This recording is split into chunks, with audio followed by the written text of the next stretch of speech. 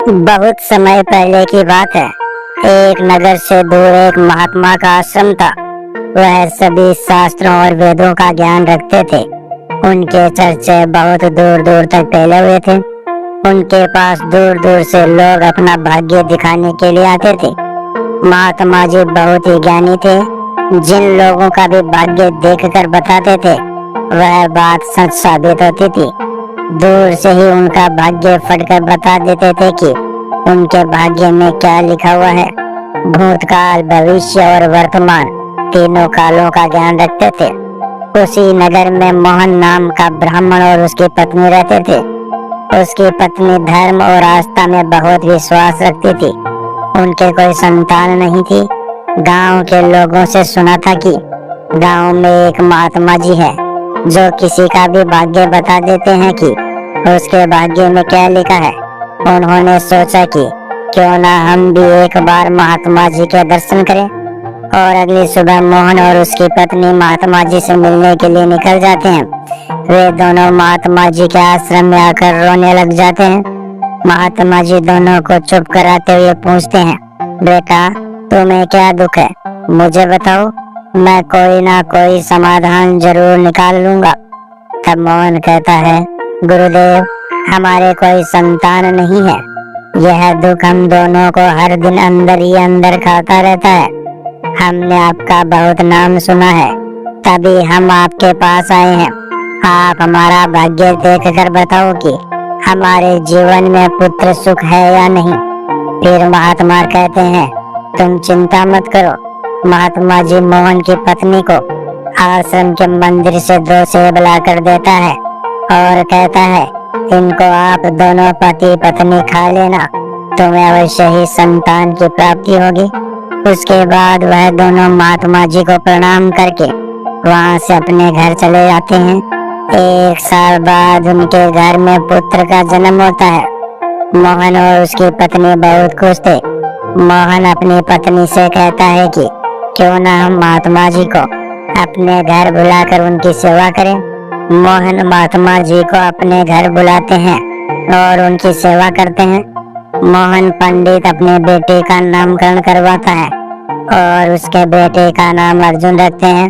तभी मोहन कहता है, महात्मा जी हमारे बच्चे का भविष्य देखकर बताओ कि हमारा पुत्र जीवन में क्या करेगा। महात्मा जी कहते हैं, अभी इसको बड़ा होने दो। जब इसकी आयु 8 वर्ष की हो जाए तब इसको मेरे पास लेकर आना, मैं इसका भाग्य अवश्य बता दूंगा। यह बोलकर महात्मा जी वहां से चले जाते हैं। धीरे धीरे समय गुजरता गया। मोहन का बेटा अब 8 वर्ष का हो गया था। एक दिन मोहन अपने बेटे को लेकर महात्मा जी के आश्रम में जाता है तो वह देखता है कि वहाँ लोगों की भीड़ लगी हुई थी। मोहन का लड़का मोहन से पूछता है, पिताजी यह सब क्या हो रहा है। तब मोहन अपने बच्चे को बताता है कि महात्मा जी त्रिकालदर्शी है, इनको भविष्य का पता चल जाता है। यह सब लोग अपने अपने भविष्य का पता करने यहाँ आए हुए हैं। तब मोहन का लड़का महात्मा जी के पास जाता है और कहता है, गुरुदेव आप मेरा भी भविष्य देखो ना। उस छोटे बालक की बात सुनकर महात्मा जी पहले तो मना कर देते हैं, लेकिन बाद में बच्चे की जिद पर मान जाते हैं और उससे कहते हैं, बेटा मैं तुम्हारा भाग्य देखता हूँ, तुम मेरे सामने आकर बैठ जाओ। फिर महात्मा जी मोहन के पुत्र का भाग्य देखने लगते हैं। महात्मा जी ने अपने ग्रंथ को खोला और फिर मोहन के पुत्र के ललाट को देखा। जब महात्मा जी ने गणना की तो देखा कि मोहन के पुत्र का विवाह तो एक नीच कुल की कन्या के साथ होना लिखा है। जब उसने यह देखा तो वह सोचने लगा कि अब क्या होगा। यह जाति से उच्च कुल का ब्राह्मण है और उसके पुत्र का विवाह नीच कुल की लड़की से होगा। यदि ऐसा हो गया तो यह कहीं का नहीं रहेगा और किसी को अपना मुंह दिखाने लायक भी नहीं रहेगा। महात्मा जी यह बात मोहन को बता देता है। मोहन यह सुनकर कहता है, नहीं नहीं, मैं ऐसा नहीं होने दूंगा। जब मैंने जान लिया तो मैं भाग्य को बदल दूंगा। जब महात्मा जी ने कुछ और गहराई से उस ग्रंथ को देखा और उसकी गणना की तो उसे पता चला कि उसी गंगा नदी के किनारे 10 कोस दूर एक मछुआरे का परिवार रहता है और उसके परिवार में अब तक 3 पुत्रियों का जन्म हो चुका है। और जो मछुआरे की तीसरे नंबर की कन्या है, जिसकी उम्र मात्र 3 साल की है और जिसका नाम उस मछुआरे ने कौशल्या रखा है। मोहन के पुत्र का विवाह उस लड़की से होगा, ऐसा उसके पुत्र के भाग्य में लिखा है। यह सब महात्मा मोहन को बताता है तो मोहन ने सोचा, मैं अपने पुत्र के भाग्य को जरूर बदलूंगा, मैं इसमें समर्थ भी हूँ। जब मैंने अपने पुत्र के भाग्य को जान ही लिया है तो मैं इसके भाग्य को बदल भी सकता हूँ।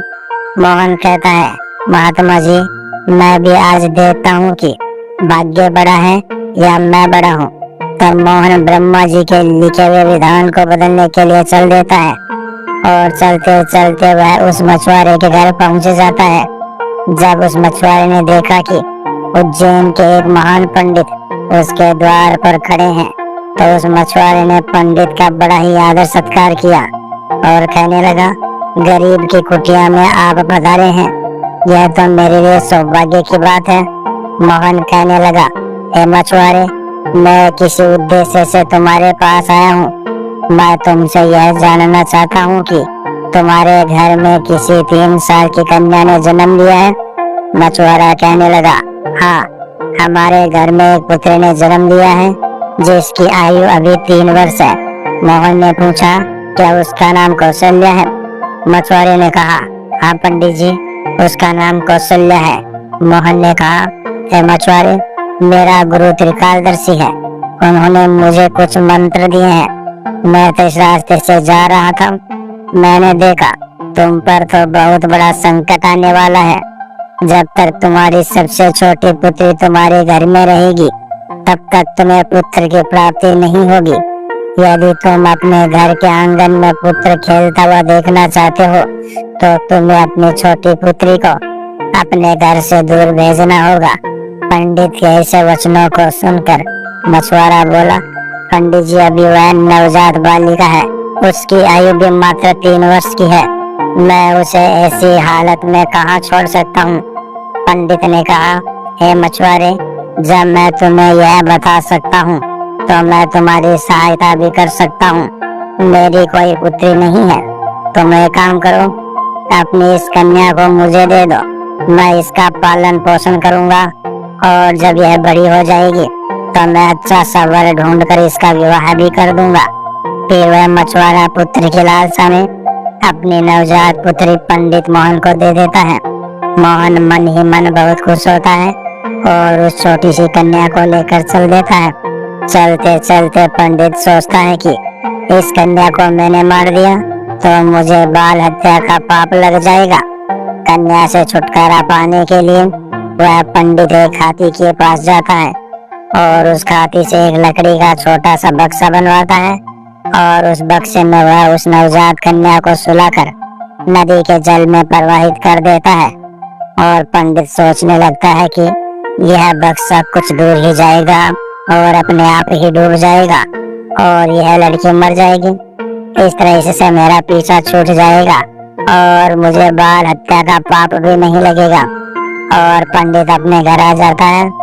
परंतु इस दुनिया का क्या कोई ऐसा व्यक्ति है जो किसी के भाग्य को बदल सके, क्योंकि उस लड़की के भाग्य में जीवन लिखा हुआ था, जिस कारण से वह बक्सा उस नदी के जल में नहीं डूबता और नदी उसे बहाते हुए एक गांव के पास किनारे पर ले जाती है। उधर उस गांव का एक पंडित सुबह सुबह स्नान करने के लिए आया। उस पंडित की नजर उस बक्से पर पड़ती है। जब पंडित उस बक्से को खोलता है तो वह देखता है कि बक्से के अंदर बहुत ही सुंदर कन्या लेटी हुई अपने पैर के अंगूठे को चूस रही है। वह पंडित संतानहीन था और गंगा जी से रोज संतान प्राप्ति की प्रार्थना करता था। उस बच्ची को देखकर वह पंडित सोचने लगा कि गंगा जी ने मेरे लिए इस पुत्री को मेरी संतान बनने के लिए ही भेजा है और मेरी प्रार्थना गंगा जी ने स्वीकार कर ली है। इस तरह वह पंडित उस कन्या को लेकर अपने घर के लिए चल देता है। जब पंडित अपने घर पहुंचा और उस कन्या को अपनी पत्नी को दिखाया तो उसकी पत्नी कहने लगी, आप यह किसके पुत्री ले आए? यह तो बहुत ही सुंदर है। पंडित कहने लगा, गंगा मैया ने हमारी प्रार्थना स्वीकार कर ली और इस कन्या को हमारे संतान के रूप में हमारी झोली में डाल दिया। आज से यह हमारी पुत्री है। इसका हम बड़े अच्छे से पालन पोषण करेंगे और इसे अच्छे संस्कार देंगे। इसे किसी भी चीज की कमी नहीं होने देंगे। पंडित और उसकी पत्नी उस कन्या का पालन पोषण करने लगे। समय गुजरा और समय के साथ साथ वह कन्या भी बड़ी हुई। जैसे जैसे वह लड़की बड़ी होती गई, वैसे वैसे उसकी सुंदरता में चार चांद लगते गए। वह इतनी सुंदर थी जैसे कोई इंद्र की अप्सरा हो। फिर जब लड़की थोड़ी और बड़ी हुई तो एक दिन पंडिताइन ने अपने पति से कहा, सुनते हो, हमारी बिटिया अब बड़ी हो गई है और इसकी विवाह की भी उम्र हो गई है। आप अच्छा सा वर ढूंढकर बिटिया की शादी कर दो। पत्नी की बात सुनकर पंडित अपने इकलौते पुत्री के लिए वर देखने के लिए चल देता है। जब आस पास में उसके लायक कोई वर नहीं मिलता तो पंडित अपनी पुत्री के लिए वर की तलाश करते करते उज्जैन नगरी में पहुंच जाते हैं। वहां जाकर लोगों से पूछते हैं कि यहाँ कोई ऐसा ब्राह्मण परिवार है जिसका कोई पुत्र विवाह के योग्य हो तो बताओ। उज्जैन के लोग मोहन पंडित के बारे में बताते हैं, जिसने उस लड़की को नदी में बहा दिया था। उनका बहुत ही संस्कारी परिवार है और पंडित का एक इकलौता पुत्र है और उसकी उम्र भी विवाह के योग्य है। पंडित जी, आपकी बात मोहन पंडित के पास बन जाए तो आपकी पुत्री बहुत ही सुखी रहेगी। उन लोगों की बात सुनकर पंडित जी मोहन पंडित के घर अपनी बेटी की शादी करने के लिए चल देता है। जब वह मोहन पंडित के घर पहुंचे और पंडित से मिले और जब पंडित ने अपनी पुत्री की सुंदरता के बारे में बताया और मोहन पंडित को अपने आने का मकसद बताया कि मेरी एक पुत्री है और उसका विवाह हम आपके पुत्र के साथ करना चाहते हैं, मोहन पंडित भी बड़ा खुश हुआ कि चलो, मेरे पुत्र के जो भाग्य में लिखा था अब वह बदल गया और एक ब्राह्मण अपने पुत्री की शादी के लिए मेरे पास आया है। मोहन उस ब्राह्मण की उस बिटिया से अपने पुत्र की शादी करने के लिए तैयार हो जाता है और फिर विवाह का समय निश्चित भी हो जाता है और वह ब्राह्मण खुशी खुशी अपने घर चला जाता है और अपनी पत्नी से सारी चर्चा करता है।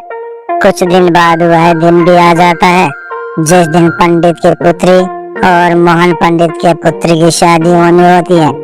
मोहन पंडित अपने पुत्र की बारात लेकर उस पंडित के गांव की तरफ चल देता है और सोचता जा रहा है कि मैंने अपने पुत्र का भाग्य बदल दिया जो उस महात्मा ने कहा था।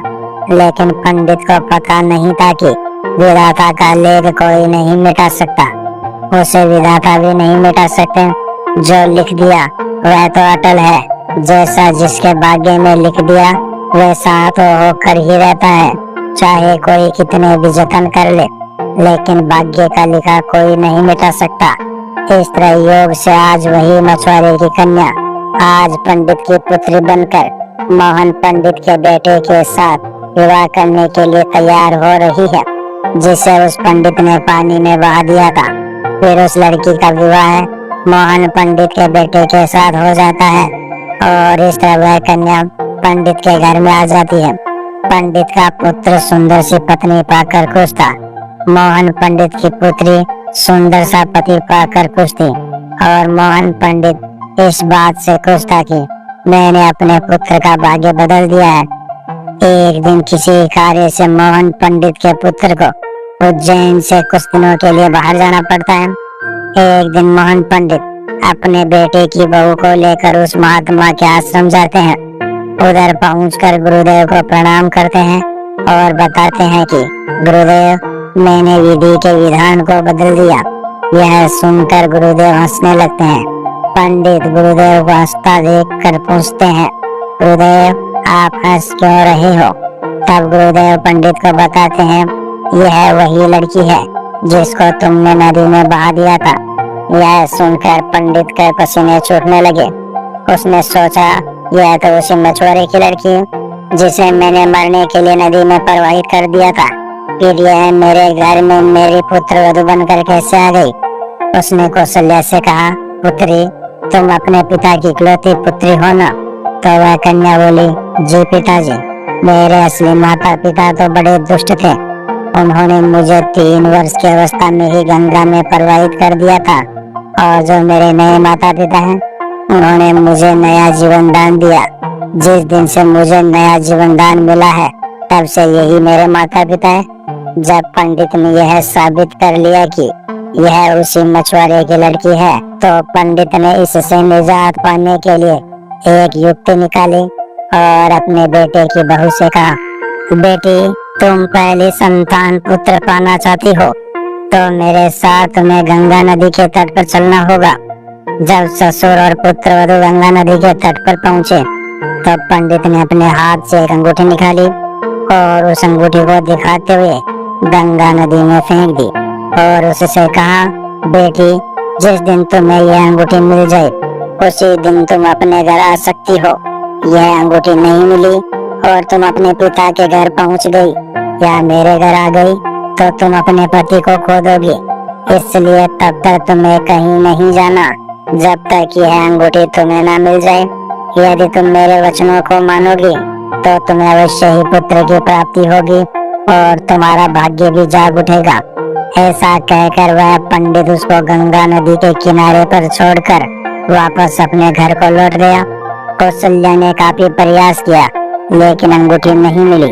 जब अंगूठी नहीं मिली तो वह बेचारी एक रास्ते की तरफ चल दी, क्योंकि ना तो वह अपने पिता के घर जा सकती थी और ना ही अपने पति के घर जा सकती थी।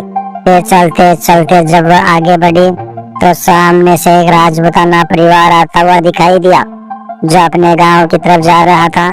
जब उस राजपूत परिवार ने उस लड़की को देखा तो कहने लगे, बेटी, इस जंगल में तुम अकेली कैसे घूम रही हो? यहाँ तो बहुत से जानवर रहते हैं। वह कन्या बोली, क्या बताऊं, मैं विपत्ति की मारी हूँ और मेरा इस दुनिया में कोई नहीं है। वह राजपूत परिवार बोला, बेटी, अगर तुम चाहो तो हमारे साथ चल सकती हो।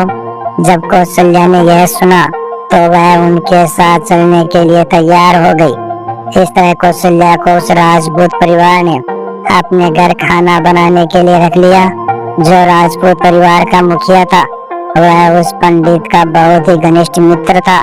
कुछ समय बाद उधर जब पंडित का लड़का घर आया और उसने अपने पिताजी से कौशल्या के बारे में पूछा, तो पंडित ने झूठ बता दिया कि गंगा स्नान करते समय तुम्हारी पत्नी डूबकर मर गई। जब पंडित के लड़के ने यह सुना तो उसे काफी दुख हुआ।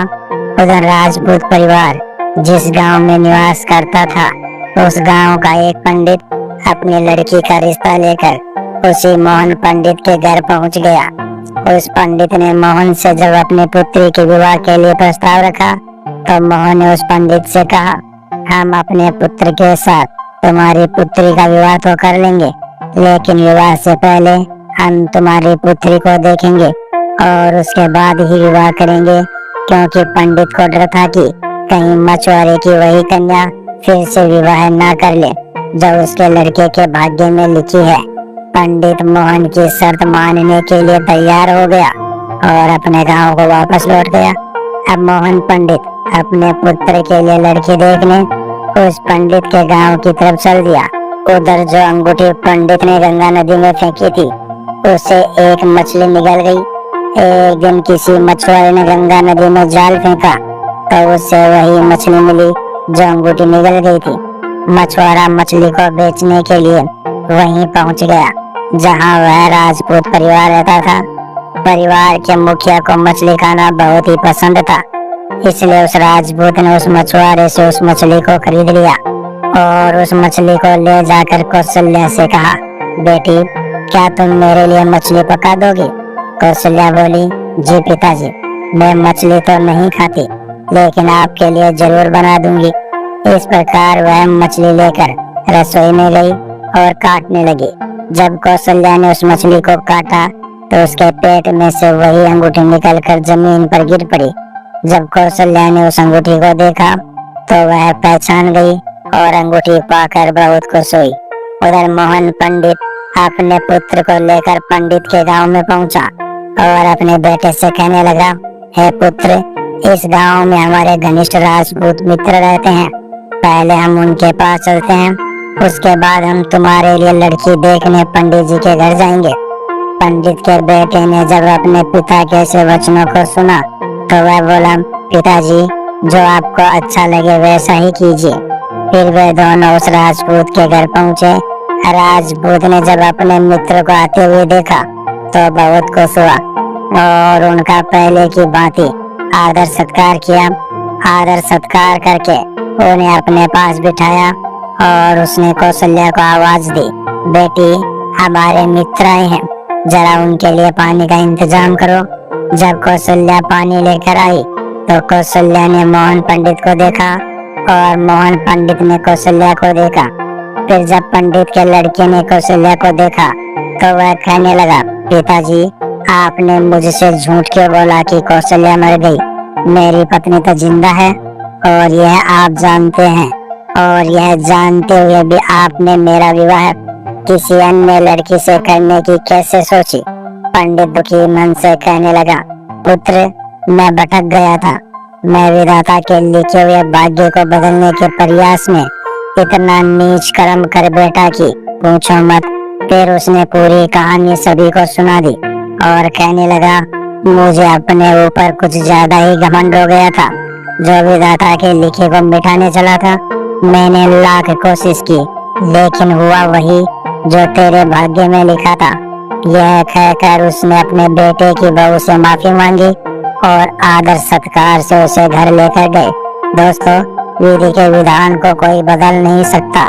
जो लिखा होता है वह जरूर होता है। दोस्तों, इस प्रेरणादायक कथा ने हमें सिखाया कि कोई भी व्यक्ति भाग्य से बड़ा नहीं होता। मोहन पंडित ने विधि के विधान को बदलने की कोशिश की, परंतु में स्वीकार किया कि जो लिखा है वही होकर रहता है। अगर आपको यह कहानी अच्छी लगी हो तो इसे लाइक करें, अपने दोस्तों के साथ शेयर करें और ऐसे ही जीवन से जुड़ी कहानियों के लिए चैनल को सब्सक्राइब जरूर करना।